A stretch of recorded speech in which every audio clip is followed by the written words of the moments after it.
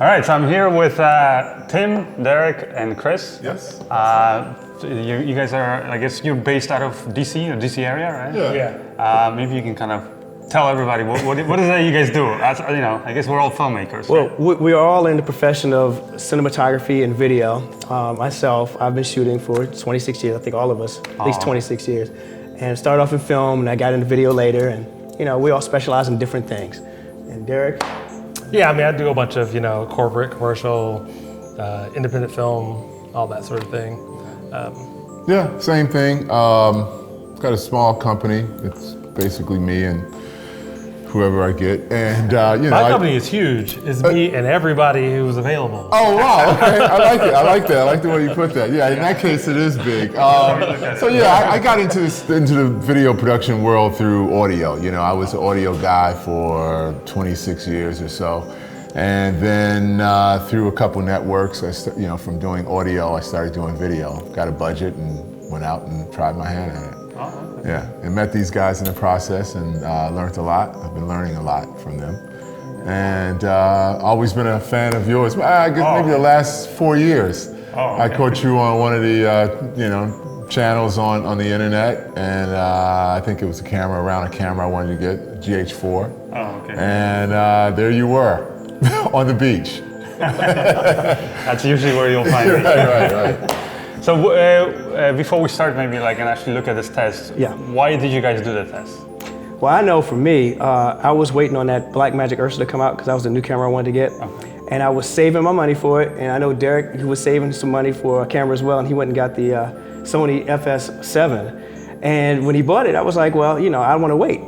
So when he got his camera, I finally got mine, I said, you know, I want to know if I made a good choice. You know, can this camera do as well as the Sony, and could they even work together? Because sometimes we work together. Could we even trade these cameras off? And we all met under the bridge over in Jones Park, Virginia. Right. Did a test. Yeah, we did a test and we compared the cameras, and honestly, you know, we were really surprised that the cameras really looked similar. But we wanted to go deeper. And when we posted the results that we had from that on the web, a lot of people were really interested in what we were doing, so we decided to take it a notch farther.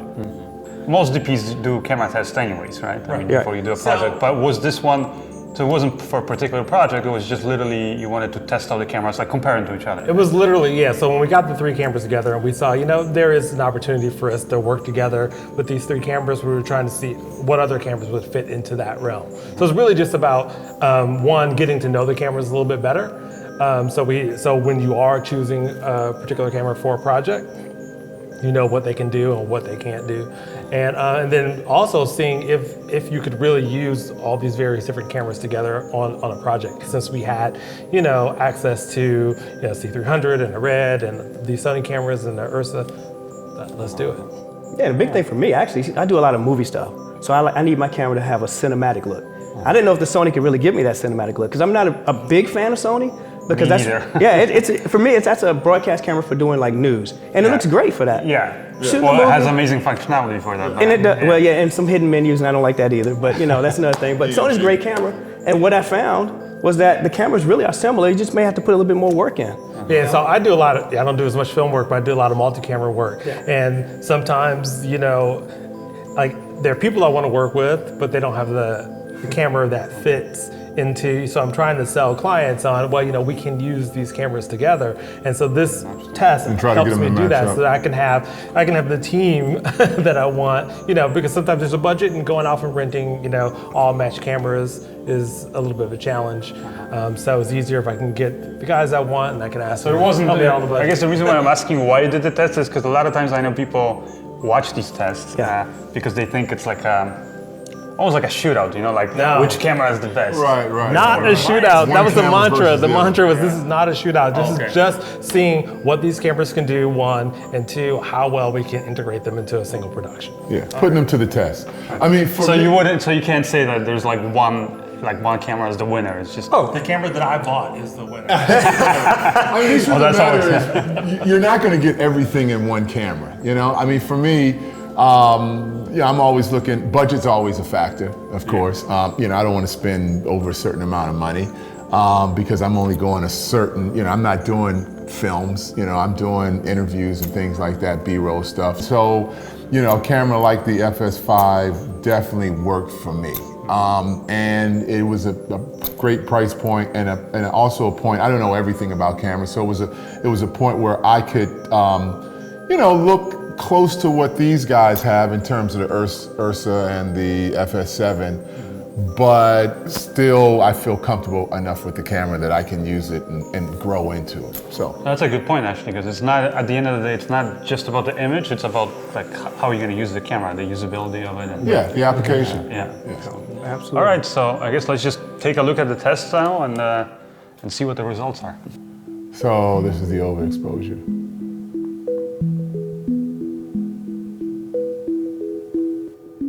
Now, of course, we use the red as the base camera for everything. Now, can you guys actually explain a little bit about like the setup and why you have the things that you have in the shot and for those of people who maybe are not familiar with camera tests, to kind of like, what are the things maybe that they should watch out for? Well, for this overexposure test, we were really looking a lot at skin tone, how having the light and the dark skin tone in the same frame, and how much we can maintain good image quality, highlight quality, especially on our light skin model there. We also had that bulb back there to see how like a really bright thing the sensor reacts to that, because sometimes when you start to overexpose, you start to get weird flares and things like that. So that's another thing we were going for. We had wanted to get as much color into the frame as we could, so we started with the wardrobe, but then also with the color lights and the color chart, so we can see if there are any sort of odd color shifts that were going on. So those are sort of the main things, and we added the motion, which you don't see a whole lot in tests, but we just thought that I was hoping that we wouldn't see any weird artifacts, but we thought maybe we would start to see some artifacts as the lights and things are moving through the frames. So when you were grading it, you were just basically trying to match all the cameras together, or? Well, initially when Eric McLean, the colorist in LA, got the footage, his goal was to set the base for each camera with the base exposure, and then try to match the color chart with each camera and see how far off that color chart, how much the chips were off on each camera. Okay. And from there, he would grade it for each stop up and each stop down to try to keep the chart exactly the same exposure, see how far it would go. And one of the things that we learned from just about all of these cameras is that you could push them, 3, 4, 5 stops and recover a really nice looking image. Wait, overexposed, that's correct. Overexposed. Yes, that's absolutely correct. Yeah. Not when it's underexposed. Yeah. Underexposed is a little bit different, but Is that coming up next then? Yeah, that's coming up next. So we still have a few more cameras to get through here. Right. But in episode 2 of our test, where we really go into the color grade, Eric talks a whole lot about his process in Resolve and the challenges that he had with each camera to not so much recover from the overexposure, but from the underexposure, recovering that image and getting it back. And where can actually people see that? Is it on your YouTube channel? It's on our YouTube channel as well. Okay, Yeah. okay. So I'm going to provide the links in the description, so you guys can check out episode 2. Sony's did remarkably well in their overexposures. All the cameras were set at their base ISO, and then we found the actual sweet spot for each camera as far as on the lens, the f-stop, of course using the 18% gray card. And then we found that the Sonys went at least 6 stops over pretty much and was able to recover the image quality pretty well. So would you say it held up better than, for example, the red codec? Yeah, as far as for Sony for overexposure, for highlights, yeah, it actually held really well, yeah. And what about any weird color shifts? Because I'm noticing some, like the skin tones. Yeah, it looks like they start shifting when you... Some of the cameras had color shifts. The red had the least color shifts in this test. Okay. The URSA had some big color shifts. I was mainly in the blue channel. Oh, okay. The blues were different. As far as the Canon was another great camera for bringing back recovery and still keeping the colors the same. And I think about the Canon, it was the Mark1, so it was a 1080 camera that we scaled up to 4K, and it still really held its own. That's right. Yeah. C300. And the Sonys, they generally pretty much on point when you're dealing with the higher ends. The F5 was great. F7 hung pretty tough. FS7. The FS7, the FS5, not so great, but it was because it was A little disclaimer, 402? we shot it in 4K, and at 4K it's 8-bit at 420. Right. So 1080 you get 10-bit at 422. In hindsight, it would have been Because better all the to other shoot. cameras are 12-bit, right? Or No, the Canon wasn't. The Canon wasn't. Cam's Canon. 8-bit. Yeah. and it still held up, yeah? Oh yeah. Was it 8-bit? Yeah, the Canon was amazing. Yeah. I mean, it really is. It changed my mind about. I mean, I've used Canon, of course, like the Canon XL1. I've used that in the past, but Canon has some really good color fidelity, even though they don't have a large sensor, you know, or at least for that camera. Of course, they have the new cameras out now. But if you tell me it's 8-bit and it's 1080p also, right? It was. And it held up, so It that did. means that the codec is pretty good then. The codec is really good. I mean, so upscaled, it held up in both our underexposure and overexposure tests, and the color science is very different. So it was probably the hardest one to match to the other cameras. Yeah. But Shooting C-Log, right? shooting C-Log. Well, no, No, we that was the didn't other shoot thing. No, we C-Log. didn't shoot C-Log. We shot that was baked in, but the color looked great. It just was a different. This is the underexposure. Right. The red fell apart. Fell apart. Now, 4 stops.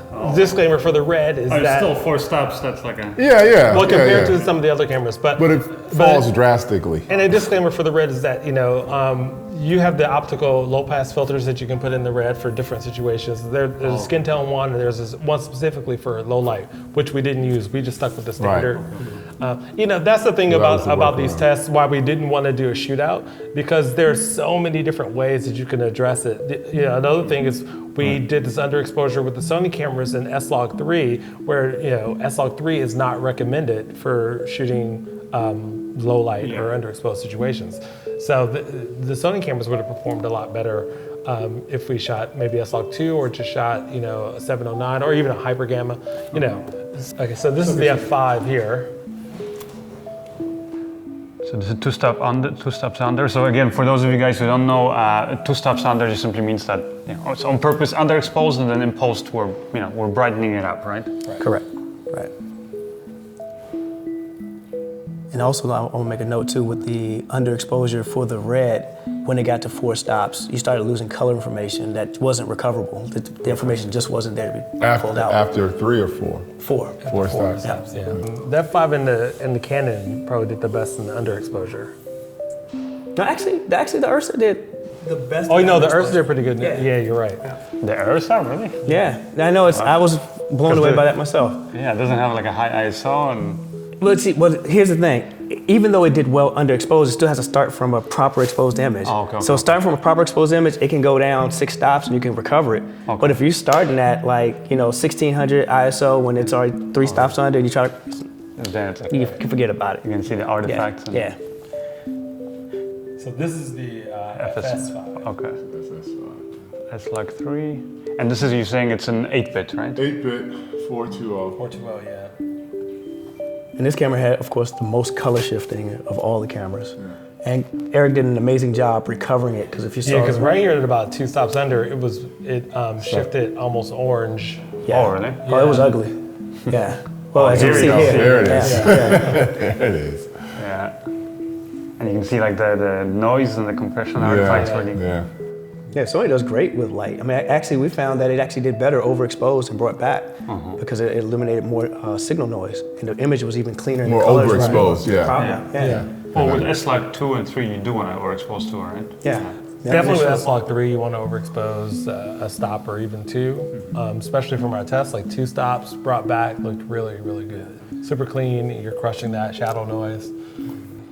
All right. Well, anyways, I enjoyed this test. It was really, thanks. I think, educational for me because I like I said, we're cinematographers. We love doing camera tests and always learning something new. So I'm sure for our viewers, it's going to be, you know, everybody's going to pick up different differences and things and learn from it. Absolutely. Now, if you guys want to see, I guess, more like in depth about this test, you guys check out the YouTube channel. Gear Jones. GearJones.com. Yeah, and I'm going to provide the links for that in the description of this video.